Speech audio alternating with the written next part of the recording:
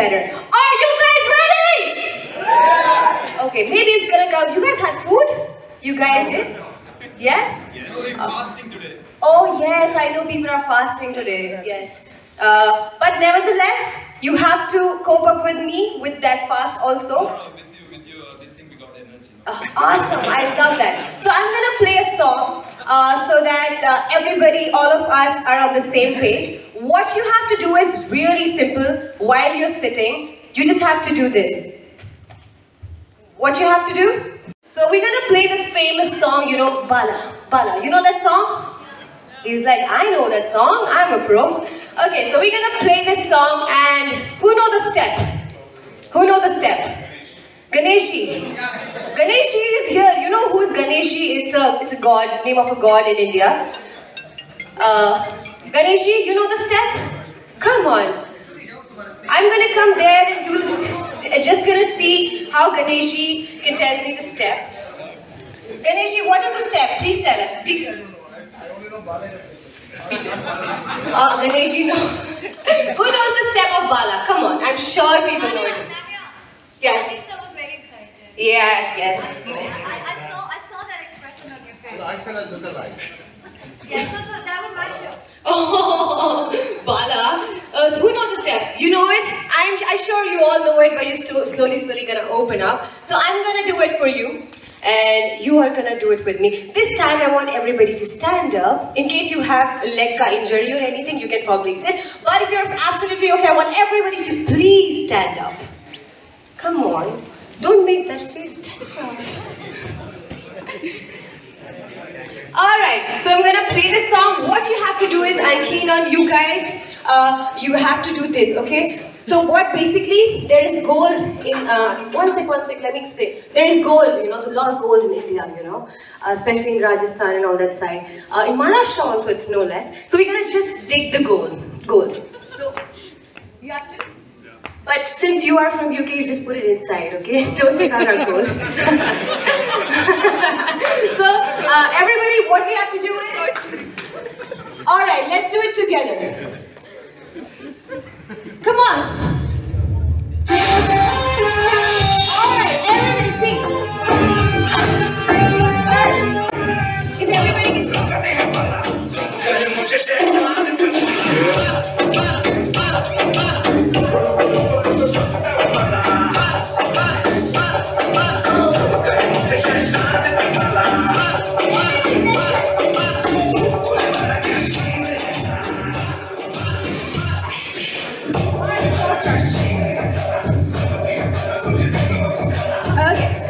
Alright, thank you guys. Thank you so much for being such a sport. You guys had fun? You guys had fun? Yes?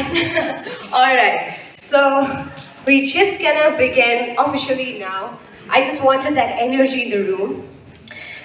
Alright, how are you all feeling now? You feel much better? Thank you. But some people did not get up. There are gonna be icebreakers later on, and I'm gonna make sure you guys participate in that. So, now, why we are here today? GSE has noticed impeccable success from when we started, and it's not long that we started, right? With that kind of success, in such a short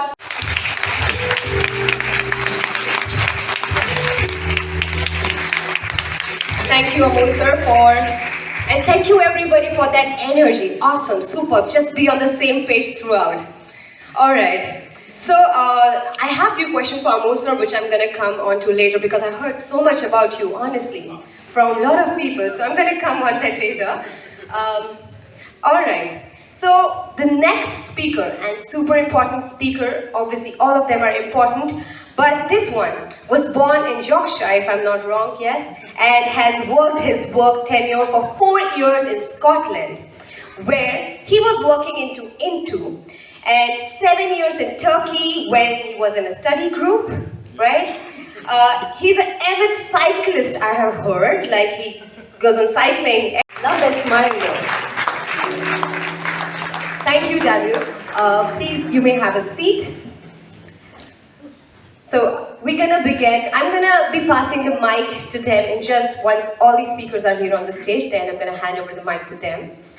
And I obviously have some questions for Daniel also. And we're gonna come to that later. Thank you, Ashleigh. Please have a seat. Thank you so much, everybody. Now, I'm gonna hand over the mic. Do we have an extra mic by any chance? Okay, no issues. So I'm gonna hand over my, firstly to Amol and say a few kind words. Yes. All right. Thank you, Tanya. And thank you everyone actually for attending this event. Special thanks to all agent partners.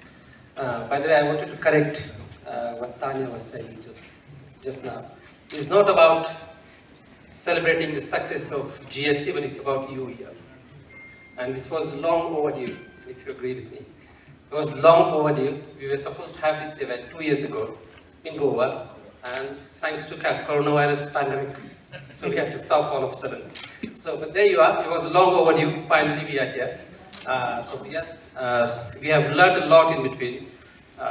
But the recruitment and the numbers what we have seen the last 2 years in these 4 or 5 intakes is amazing. So this is very much about celebrating the success of UEL and student recruitment.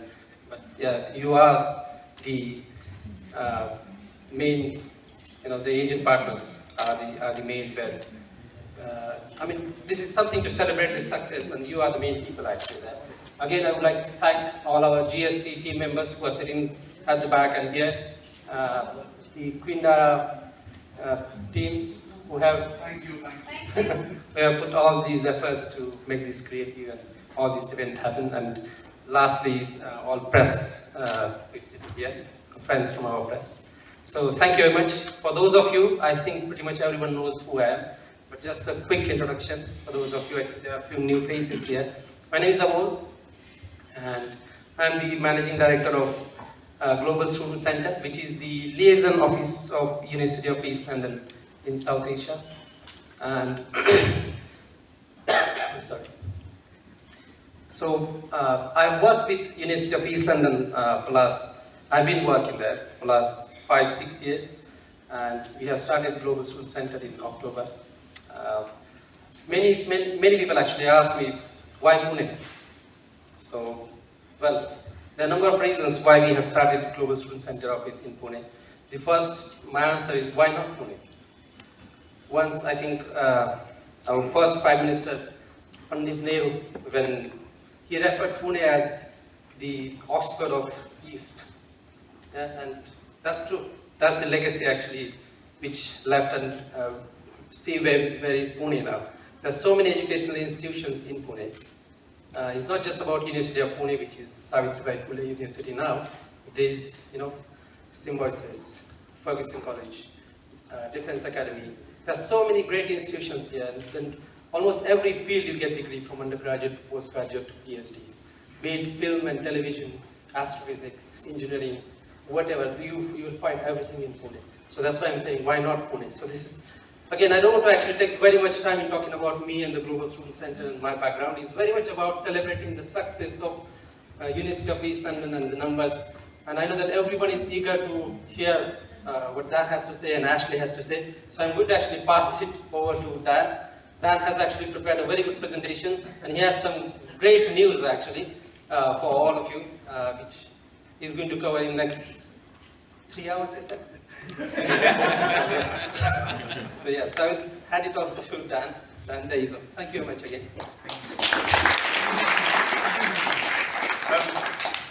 Before I go into my 4-hour epic presentation of just 100 slides that I've put together, and I'd just like to invite onto the stage our recruitment team from the University of East London.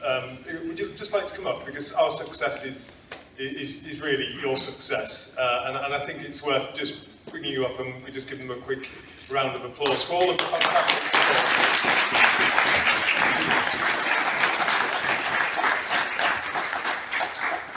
So not only do we have one of the best and most professional and driven recruitment teams, but as you can see, we have some of the finest dressed recruitment teams anywhere in South Asia, and I have to say it's an absolute pleasure for us at the University of East London, in our campus in the heart of the eastern end of London, to work with such young, driven professionals with such vision to really make UEL stand out as a market leader in South Asia. So let's put our hands together again just to say thank you for all of the effort and support that we're giving. Now off you go. and again, just before I go in, I've got to say it's a real honour for me to be here. It's the first venture into the market that I've had for 2 years.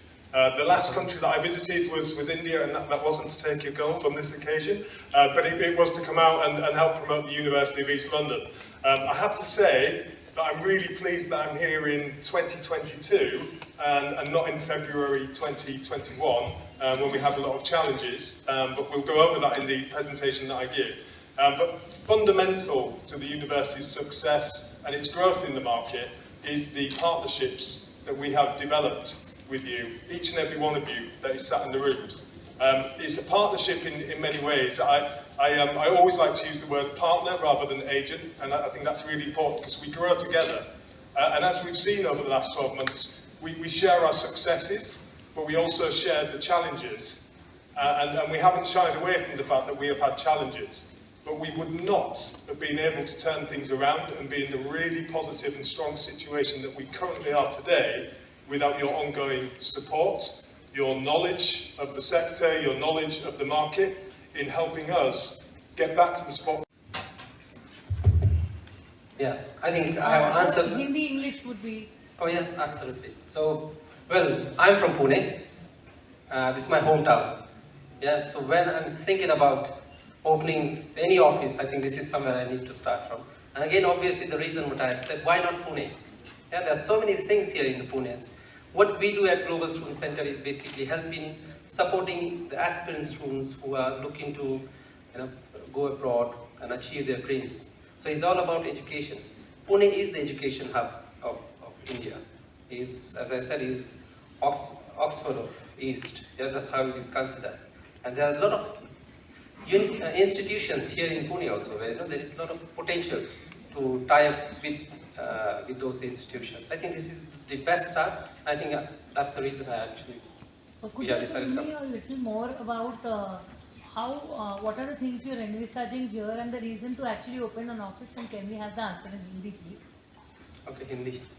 Alright, I need to do switch to English. English. Okay. Can do it in Marathi as well. Okay, I think Hindi will be better. Okay, मुझे हिंदी में बात करता हूँ अभी, ठीक है? Sorry, Dad. Yeah, you need to actually learn Hindi now. हाँ जी, तो जैसे मैंने कहा था कि मैं पुणे से हूँ, पुणे में पढ़ा हूँ मैं, यूनिवर्सिटी ऑफ पुणे से, जो कि सावित्रीबाई फुले यूनिवर्सिटी है, और मैंने इंजीनियरिंग करी है पुणे से। और मुझे पता है पोटेंशियल जो कि पहले था, जब मैं 2002-2003 से पहले यहाँ पे पढ़ाई कर रहा था, तो इट वॉज ऑल अबाउट मतलब मैन्युफैक्चरिंग इंडस्ट्री थी पूरी, है ना, सारे की सारे बिग कंपनीज, ऑटोमोबाइल इंडस्ट्री सब सारी पुणे में थी। और लास्ट 10-15 साल में इतनी IT कंपनीज आ गई पुणे में, IT हब बन गया है पूरा। तो और अब देखो BPO इंडस्ट्री भी है पूरी पुणे में, हर जगह पे नए IT parks. In fact where we are now, it is also called Wakefield IT Park. So, I mean, there's a reason why मैंने क्यों खोला यहाँ पे ऑफिस, कि मुझे पता है यहाँ पे टैलेंट की कमी नहीं है ना, पुणे में जो स्टूडेंट्स हैं उनकी भी कमी नहीं है, and it is all about, again as I said, it's all about education, it's all about students. So मुझे लगता है अभी इतना ही बता सकता हूँ कि मैंने क्यों पुणे में ऑफिस खोला है। This is Pratibha from Sahara. So my question is to Mr. Daniel. During the pandemic time, how it has affected the inflow of Indian students to universities in Europe, and to revive now, because the situation was coming to normalcy somehow, and again Ukraine thing happened. That puts up a question in mind. To revive that, what kind of policies are you really taking up, and what is your strategy for that? Well, first and foremost, I think it's fair to acknowledge that the pandemic was disruptive in many ways. but I think it was also a time of great development and evolution within the higher education sector.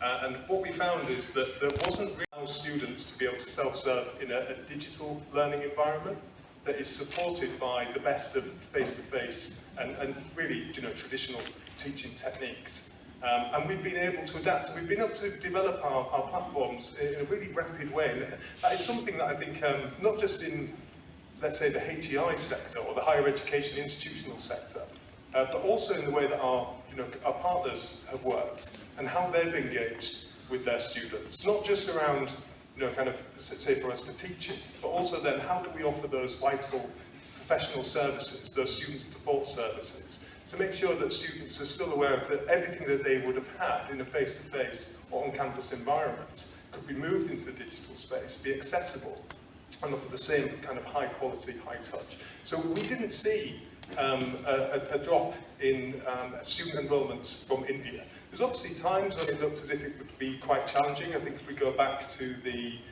summer of 2020, when there was very little student mobility or mobility between the UK and India as a whole. But as soon as that opened up, there was the pent-up demand and students were ready to come and learn. And we as a campus, we had the fewest outbreaks of COVID-19 of any of the universities within the UK. We managed it incredibly well. And we continue to do that. We have our on-site testing centre, we give away free lateral flow tests. But it's all about the sector evolving to meet the needs of the students. And I found that genuinely quite interesting. And I think it's maybe an evolution that was required, but you will know that unless necessity raises its head, it can take big organisations and traditional institutions maybe longer than it should do to adapt to the needs of the students that we serve. And we do serve our students. And if we look at what we class in the UK as Generation Z, how they consume their information, it's changing, and it's changing incredibly rapidly. And to be able to offer a really finely balanced blend of virtual learning and face-to-face learning, but not compromising on the quality, has been key to that success. Now, in terms of Ukraine and what is happening in the Ukraine, I feel very poorly qualified to be able to provide you with an answer that might be of value at the moment, because it's a rapidly unfolding situation, and sadly it's affecting many Indian students who find themselves studying and living in the Ukraine. And I would just feel whatever answer I gave you would be inadequate and poorly informed. So I hope you don't mind if I pass that one over at this moment in time. Yeah, another thing I would like to ask is, like, in terms of coming students from abroad to University of East London and Europe in general, where does India stand? Which is the country from where highest number of students come in? And in the ranking, if we see, like, where does India stand? I'll hand over to Ash, because she's very well informed and experienced. Yes, of course, from one. Yeah, thank you very much. So what I would say is that I think everyone in this room would agree that Indian students and South Asian students are incredibly important to the UK higher education sector and to the higher education sector across Europe. So what I think Dan has summed up very nicely is that it has been of paramount importance for institutions to be able to put their international students at the center of what they're doing. And in terms of how they were teaching during the pandemic, how we were supporting students, and how we were working with our partners, with our agent partners, feeder institutions, that was really important. So in terms of the importance of Indian students to the UK market, incredibly important. I would say that it is in the top 2 institutions, nationality mix for that. So typically within the UK, you would see high numbers of Chinese students coming to the UK to study, and then that is quickly followed by students from India and the rest of South Asia as well. So do not underestimate the importance of Indian students to higher education institutions in the UK. And the streams they prefer is like, in terms of like engineering, medicine, or this kind of, some may come for like liberal arts or journalism. So the streams they prefer is what is the highest. Yeah. Yeah, that's a very good question. I think there's two different answers depending on which of us that you speak to, because from a pathway perspective, so in terms of students that are coming into the UK and that route, what you tend to see with Indian students is traditional subjects like business management and engineering remain incredibly popular, but subjects that are more specialists, so things like hospitality management, computer science, those are growing in popularity as well. And I think that really closely mimics what you see here in terms of what university choices students want to make. Of course, there's also a high demand for courses that are related to medicine, but that remains a very competitive process for students to be able to get into. I'll pass you over to Dan. Yeah, just to add to that, so what we tend to find is number one, business. Because of the economy here in India, the opportunities that lay in India for students with the right skill sets. We also see a high demand for computer science related courses and then specialisations within that subject area around artificial intelligence, fintech, etc. And I think as a consequence of the pandemic in the last 2 years, we have seen a really significant increase in the number of students who want to do biomedical sciences or public health related programs. For us, Indian students, the majority will come and do a one-year master's program. Some will take advantage of our 2-year programs that provide a professional placement in the subject area of their choice. But the UK at the moment, it's really blossoming in terms of how attractive it is as a proposition for international students. You will know that most countries will offer a 2-year master's program. The UK can be condensed into 1 year. You then have the 2-year graduate route working visa, and this has caused a really big spike of interest, not just for them in India, but South Asia in general, and then markets in sub-Saharan Africa. So the UK has actually met its target that was set to arrive at in 10 years' time of 600,000 international students. They've hit that target 10 years early. So that's how attractive the proposition is. And what else is really attractive?